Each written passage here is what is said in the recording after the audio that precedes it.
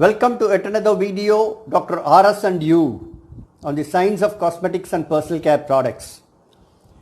Today we are in part 81. We are going to oral care. We will discuss about dentifrice, basically toothpaste and tooth powder. Right?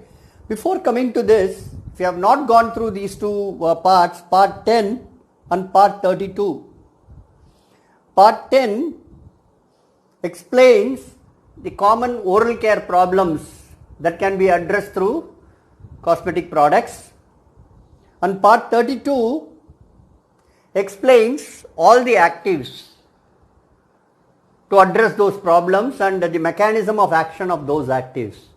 Right? So, you have to go through part 10 and part 32 before coming into the formula aspects of the toothpaste and tooth powder. Right? So, part 81 oral care, dentifrice, toothpaste and tooth powder.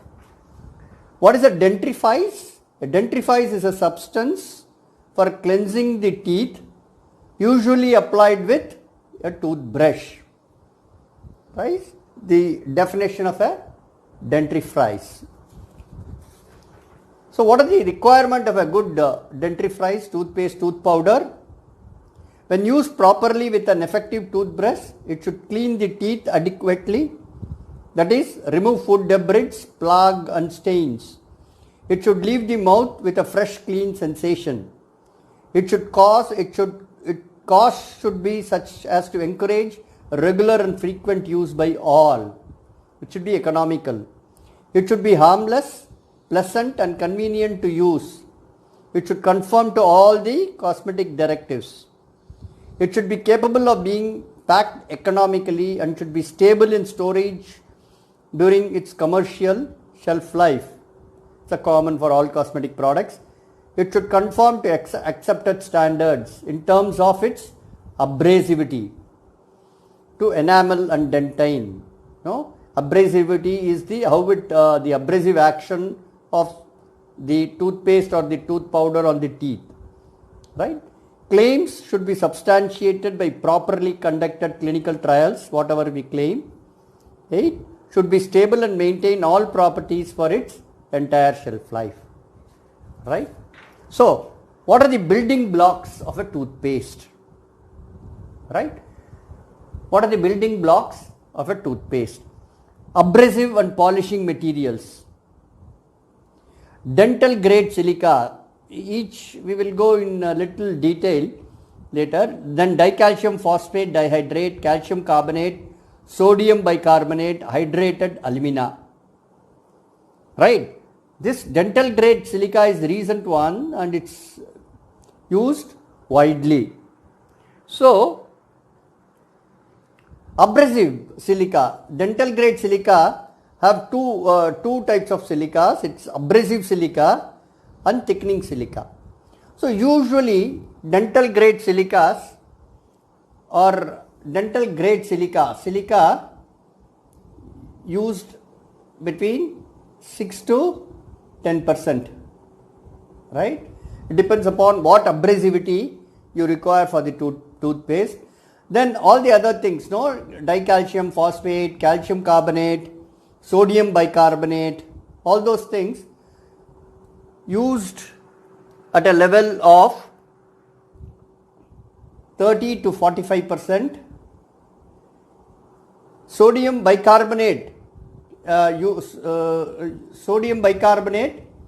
used even at higher levels, even up to 70%. Right?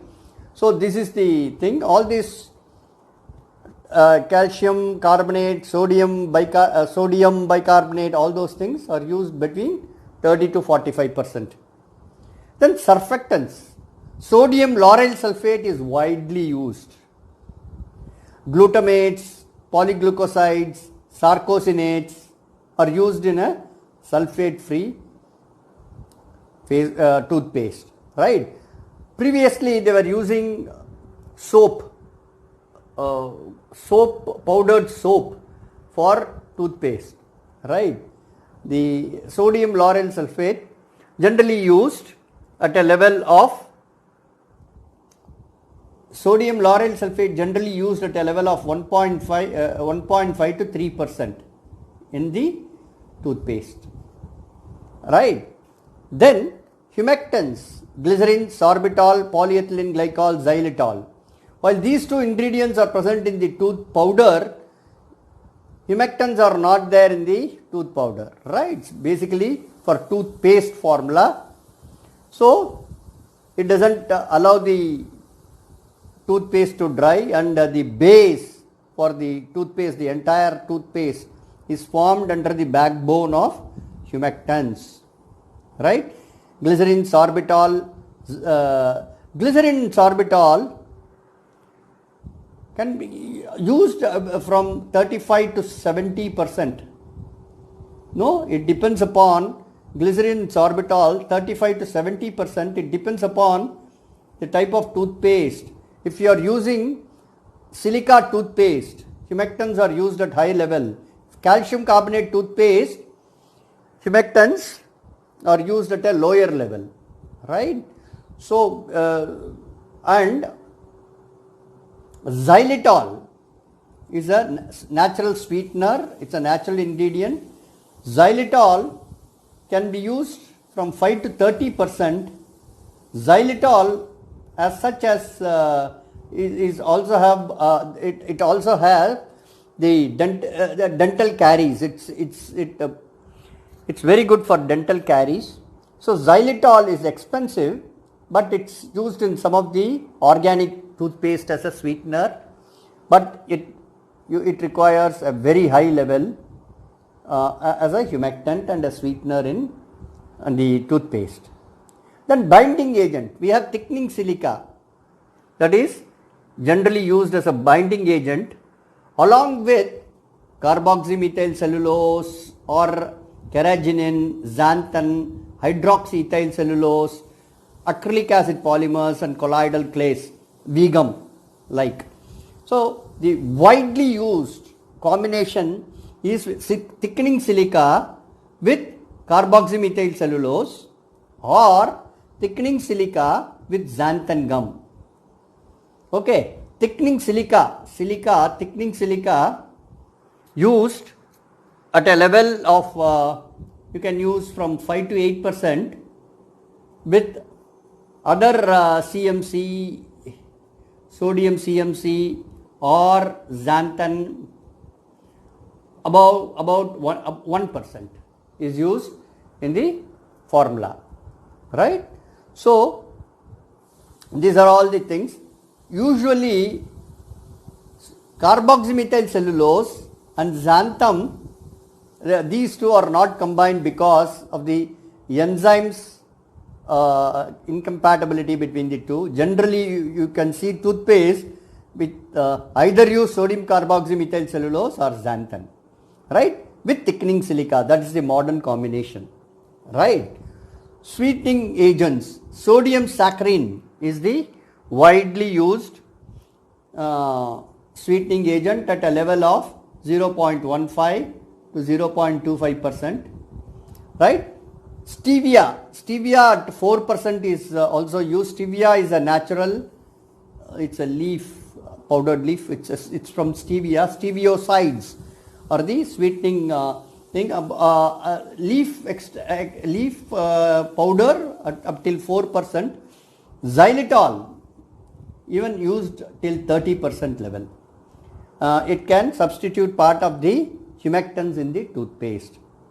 Right. Flavors, traditionally mint spicy flavor, currently moving to other flavor directions also. Right. Preservatives, benzoates, sorbates, parabens. Food colors, titanium dioxide based toothpaste. What happens when you use dental grade silica as an abrasive and silica as a thickening agent? The toothpaste will be translucent, right? To make the toothpaste opaque and to look like a toothpaste, titanium dioxide is added. That gives opacity. It gives opacity to the toothpaste. Titanium dioxide is added from 0.2 to 1.5% in the toothpaste. Now, if the toothpaste is based on calcium carbonate or dicalcium phosphate, you need titanium dioxide is not included because that itself gives the white toothpaste paste like appearance.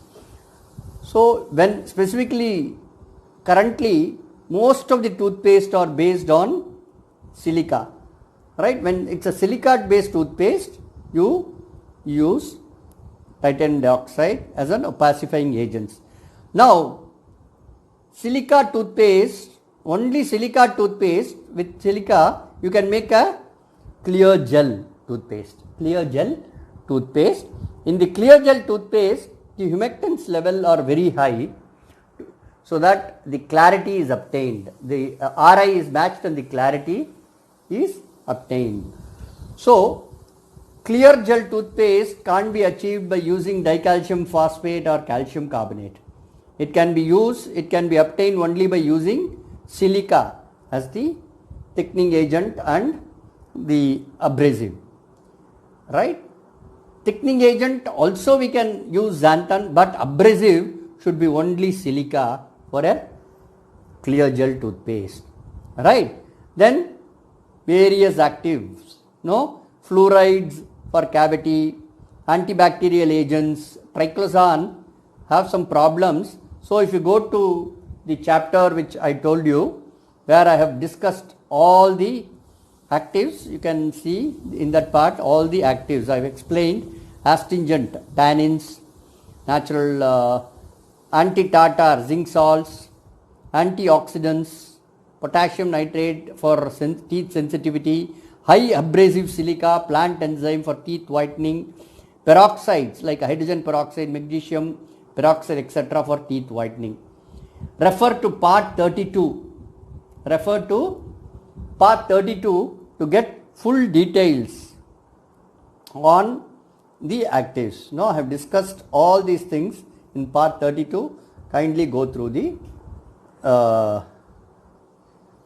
part. So now basically what a toothpaste will contain: abrasive or a polishing agent material, surfactant, that is for cleansing and foaming, humectants that gives the body to the toothpaste, binding agents, sweetening agents, flavor, preservative, color, titanium dioxide if it's a silica based toothpaste to opacify it, and then the active ingredients. These are the building blocks and approximate percentage, the range that can be used in a toothpaste, right?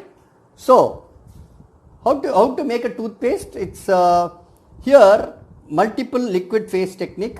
Here ingredients like the thickening agents, right, or combination of carboxymethyl cellulose and magnesium aluminum silicate.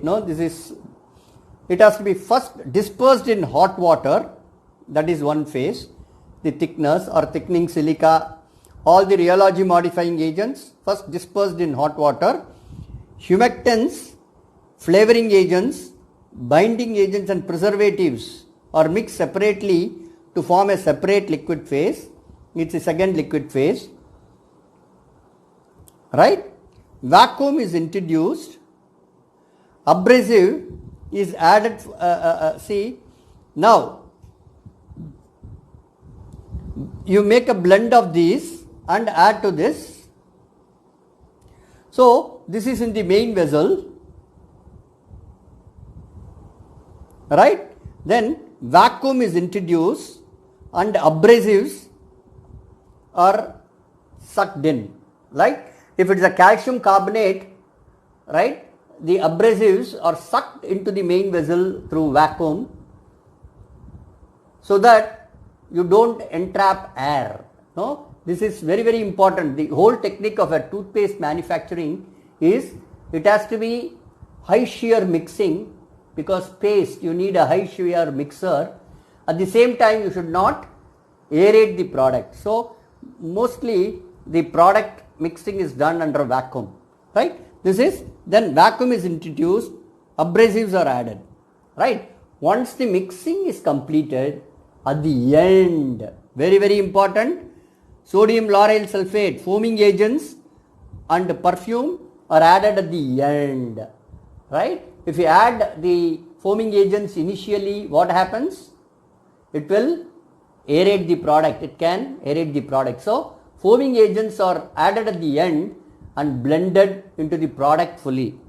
That is the technique, right? It has to be blended into the product fully so that you can take samples from various zones and check for the surfactant content for effective mixing in the product development stage and set the parameter, right? Then hot liquid phase technique. In this method, the abrasive agent, binding agent, preservatives are mixed separately in a dry mixer. The humectant, sweetener and water are mixed separately and this liquid phase is heated. Hot solution is added to the dry powder with constant mixing, right? In this, you add this in constant mixing. Resultant mass mixed under vacuum for 30 minutes. Then you apply vacuum, mix for 30 minutes. Then finally, the flavoring agent and surfactants are added and vacuum mixing is carried out further for a specified period based on your batch size, right? So, these are the two methods of preparation. The main technique here is all the mixing is done under vacuum. Surfactant, the foaming agents are added at the end, right, after mixing, and it has to be under vacuum. And there are two methods of preparation, and these are the two methods of preparation. Simple techniques. The technique is you should not aerate the product, right? I trust the two simple methods. Tooth powder is relatively simple. For example, dicalcium phosphate dihydrate, silica is not used in tooth powder. Either calcium carbonate or dicalcium phosphate is, or combination of calcium carbonate and dicalcium phosphate here. 77%, 20% calcium carbonate, sodium lauryl sulfate for foaming, flavor, and sodium saccharin 0.4 for sweetening. The sweetener and flavor together with little alcohol if desired are made into a premix concentrate with a part of abrasive powder. For example, you take 20% of this abrasive powder, add flavor and saccharin mixed in alcohol, ethyl alcohol, right, and then spray on this and then add this to the remaining bulk, keep on mixing. Then this is then mixed with the rest of the powders in conventional powder mixing. It's a geometric mixing where you take a part of the powder, mix the flavor and the sweetening agent and add that part little by little to the entire bulk so that the distribution will be proper and uniform, right? This is a simple technique. So, this is toothpaste contains abrasive, then foaming agent, flavor and sweetening agent, right?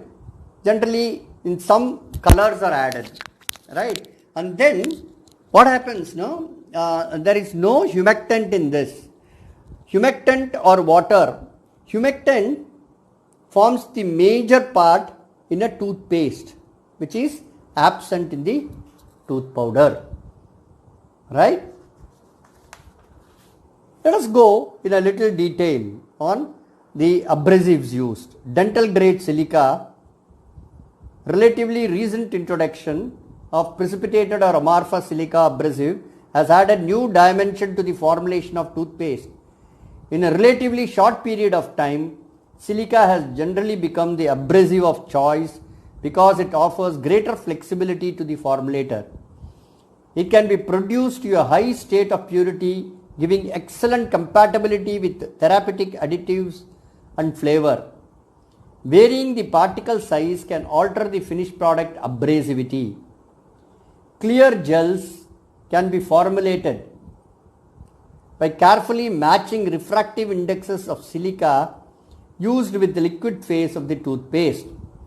Silica used about 10% level as an abrasive, right? Dicalcium phosphate, one of the most commonly used in dental cream abrasives. It gives good flavor stability, right? It is used at 40 to 50%. See, it is, if you want to introduce fluoride in this, only you can introduce sodium monofluorophosphate. No, the main drawback is that it is only fully compatible with sodium monofluorophosphate as the fluoride source because of the presence of calcium ions, right? So here 40 to 50% is used. Calcium carbonate is also widely used. Calcium carbonate, one of the most widely used, 30 to 50% it's used. Okay. Now, as a result of its texture, precipitated calcium carbonate is incompatible with sodium fluoride but is stable with less reactive sodium monofluorophosphate, right? So, in calcium carbonate and these type of toothpaste, we have to carefully introduce fluorides, no, stability, based on the stability.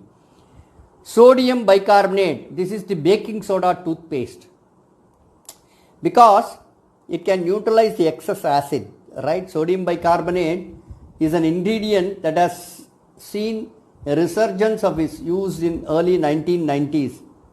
Although potentially soluble, it is used primarily as an abrasive ingredient. It has unique salty mouthfeel that tends to polarize consumers, many finding it attractive possibly due to the heritage cleaner and deodorizer. It is very mild abrasive, usually used at 5 to 30% level. Even sometimes 50 to 70% is also used, but at highest level it gives a negative taste. Hydrated alumina has been widely used abrasive in the past, although its use has got declined, right? Other abrasives like sodium metaphosphate and calcium pyrophosphate. Now, widely used abrasive is silica. Widely used abrasive is silica. Some organic toothpaste use calcium carbonate and dicalcium phosphate, and baking soda toothpaste, however, use sodium bicarbonate.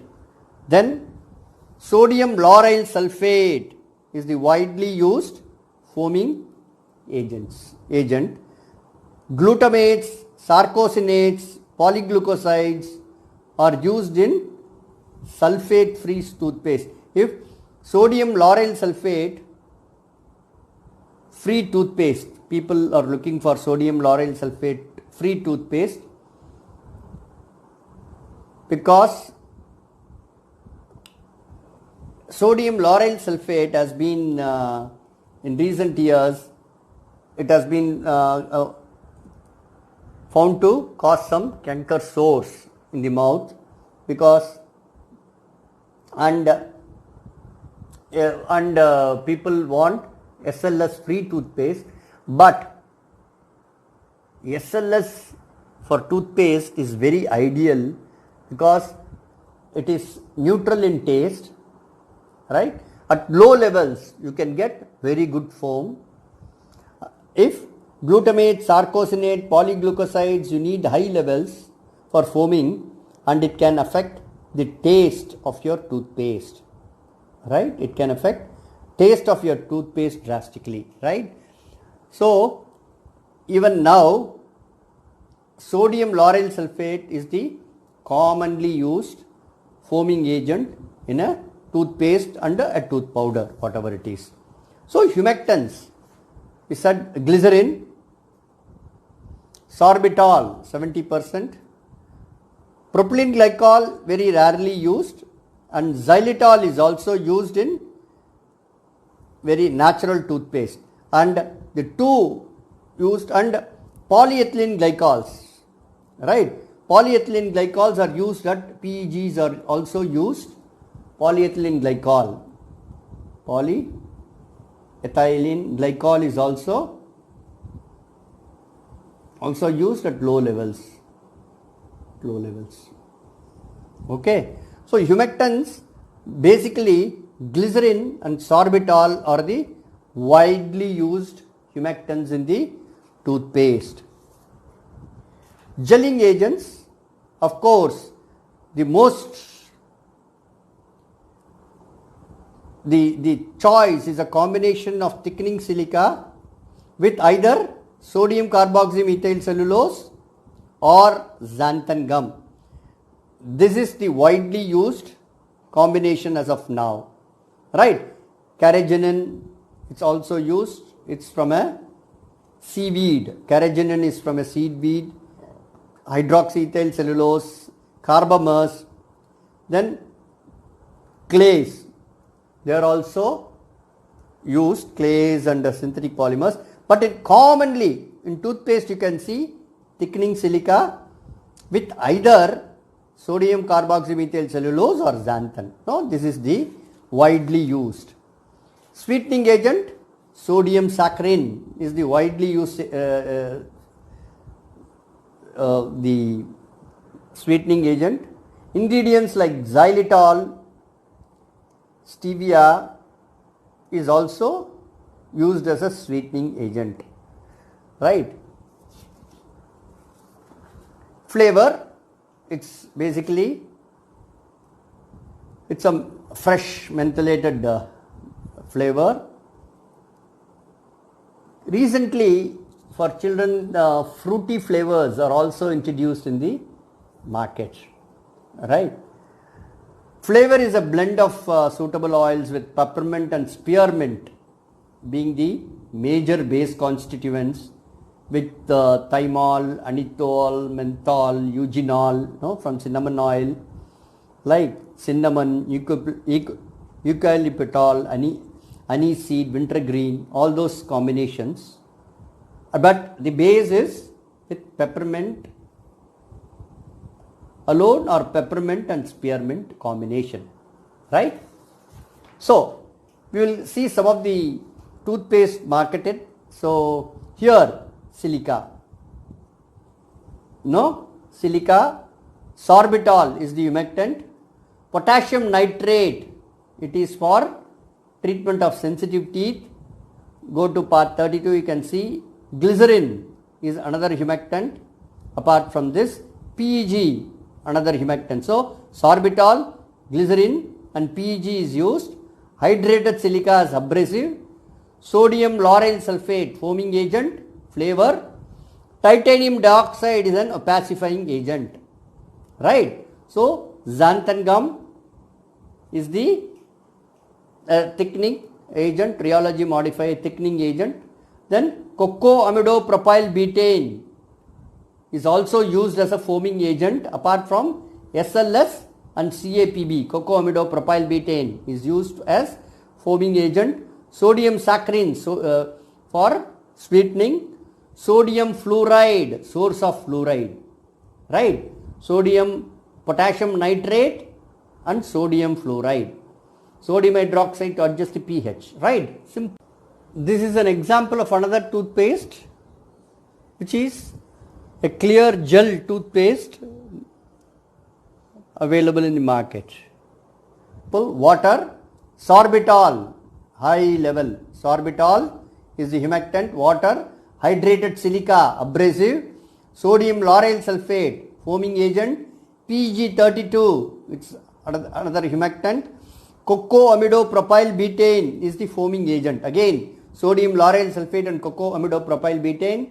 Flavor, here cellulose gum is used as the rheology modifying agent, thickening agent. Sodium saccharin, sweetening. Sodium fluoride, active. Zinc sulfate, active.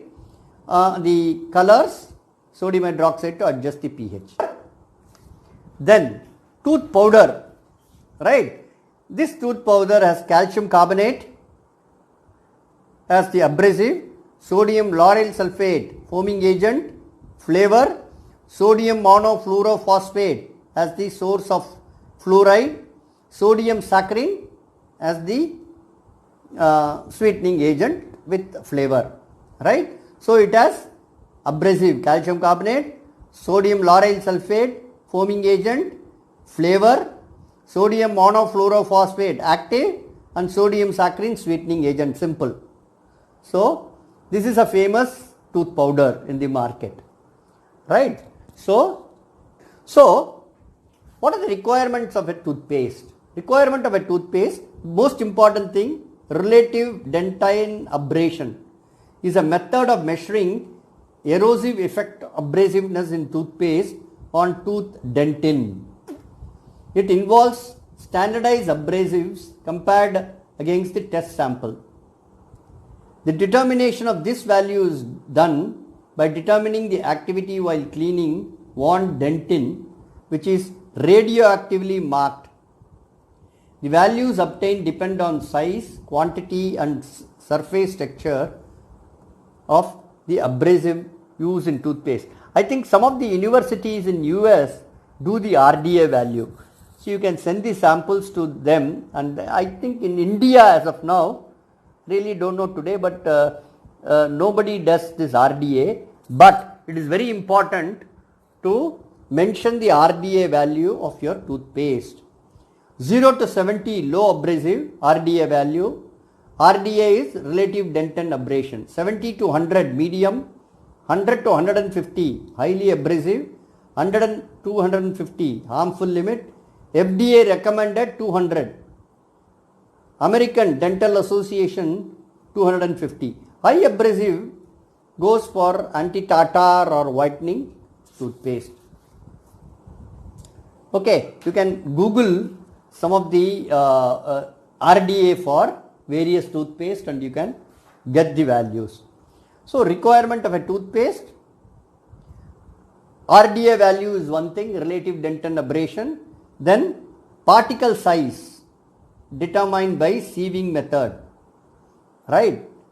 We have wet sieving method because it has to be a fine particle, right. It should not be large size particles that can spoil the teeth and gums while using. So cleansing property studied by measuring the change in reflectance character of a lacquer coating on a polyester film caused by brushing. These all comes during the development stage, right. Consistency, so rheology studied by viscosity and rheological measurements. pH, very important, because American Dental Association says 4 to 10 pH. Some countries gives 5 to 10 pH, some countries 5.5 to 10. So you have to be very careful in keeping the pH of the toothpaste, because finally you should not, especially if you use calcium carbonate toothpaste, right.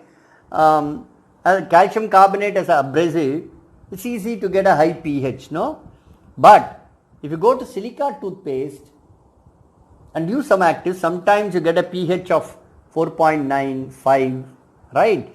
Then you have to be very careful that you are within the specification of the country for which the product is produced, for whom the product is produced. So pH, you go to the specific, that is why you can see sodium hydroxide is added in some of the toothpaste to keep the pH little high to be within the range, right. Also the oral cavity, no, higher pH is always better to neutralize the acids, right, which, no, pH, okay, foaming character, specific amount of the toothpaste is taken and mixed with specific quantity of water and shaken. The foam height and quality of foam is evaluated, right. Active detergent level of the toothpaste ensures complete dispersion of the surfactant in the toothpaste. Limit test for arsenic and lead, volatile matter, moisture content and assay of active ingredients. So this is what the dentrifies, which we discussed on toothpaste and tooth powder. So you have to combine with this formulation with the part 10 and part 32, the common problems associated with the oral cavity, which I have discussed in part 10, and the actives used for and I have explained the mechanism of action of the actives in part 32. So part 10 and part 32 you combine along with this to understand a little better, right? So this is what I would like to share with you on the topic on dentrifies, especially toothpaste and tooth powder. Thank you for listening to me, and till we get connected in the next video, bye to you all. Be safe, be happy, be smiling.